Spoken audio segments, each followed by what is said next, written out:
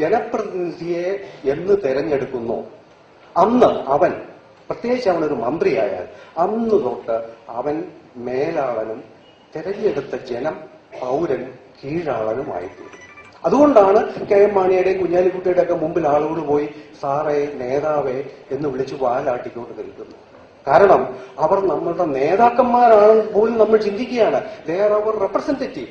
ഈ വിപ്ലവകാരി എന്ന് സ്വയം അവകാശപ്പെടുന്ന മലയാളി എങ്ങനെ ഈ രാഷ്ട്രീയക്കാരനെ കണ്ടാൽ ഞെട്ടി വിറച്ച് പട്ടിയെ പോലെ നിലത്ത് കിടന്ന് ഉരുളുന്നവനായി എന്നുള്ളതാണ് എനിക്ക് മനസ്സിലാക്കാൻ പറ്റാത്തത്. ഒരു മന്ത്രിയെ കണ്ടാൽ എല്ലാവരും കൂടെ ചാടി എണീക്കുന്നു.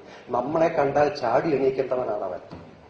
അവനെയാണ് നമ്മൾ ഈ വരുമ്പോൾ പ്രായമുള്ള ആളാണെങ്കിൽ, നമ്മളെക്കാട്ടിലും മൂത്ത ഒരു മനുഷ്യനാണെങ്കിൽ, എന്നെ ഒരു പ്രായമേറിയ ഒരാളാണ് നമ്മൾ എണീറ്റ് നിൽക്കണം.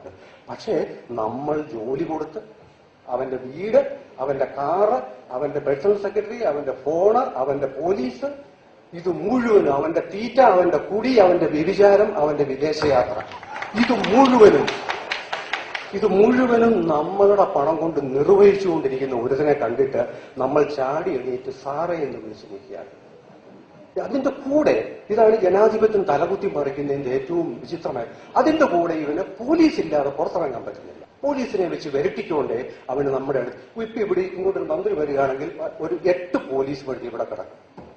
വെറും കൃമിയായ ഒരു മന്ത്രിക്ക് വേണ്ടിയിട്ടാണ്. ഞാൻ കണ്ണൂർ എക്സ്പ്രസിലാണല്ലോ ഇവിടുത്തെ രാഷ്ട്രീയക്കാരെല്ലാം കുടിപാർക്കുന്ന ഒരു തീവണ്ടിയാണ്. അപ്പൊ അതിന്റെ സെക്കൻഡ് എസിക്കകത്ത് യാത്ര ചെയ്യുമ്പോൾ ഒരു മന്ത്രി മുള്ളാൻ പോകും.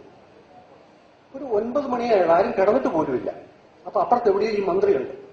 അയാൾ മുള്ളാൻ പോവുകയാണ്. മുന്നിൽ 3 പോലീസുകാർ, പിന്നിൽ 3 പോലീസുകാർ. അത്രയും പേര് അയാളെ കൊണ്ടുപോയി മുള്ളിച്ചിട്ട് തിരിച്ചു കൊണ്ടുപോയി. അപ്പൊ ഞാൻ ഓർത്തു, നമ്മൾ ഈ പിള്ളേരെ മുള്ളിക്കുമ്പോൾ ചില സഹായങ്ങൾ ചെയ്തു കൊടുക്കണ്ടേ, അതും കൂടെ പോലീസുകാരൻ ചെയ്തു കൊടുക്കുകയാണ്. അല്ലെങ്കിൽ പിന്നെ ഇത്ര കഷ്ടപ്പെട്ട് ഇയാളുടെ കൂടെ അവിടെ വരെ പോട്ട കാര്യമുണ്ട്. അപ്പൊ ഇത്തരത്തിൽ മ്ലേച്ഛന്മാരും ശുംഭന്മാരുമായിട്ടുള്ള പോഴന്മാരായിട്ടുള്ള മനുഷ്യര് അധികാര പ്രകടനങ്ങൾ നമ്മളുടെ മേൽ ഇവർ മേലാളന്മാരാണ് എന്ന ഇത് പുലർത്താനായിട്ട് ഇത് നമ്മൾ അനുവദിച്ചു കൊടുക്കുന്നു.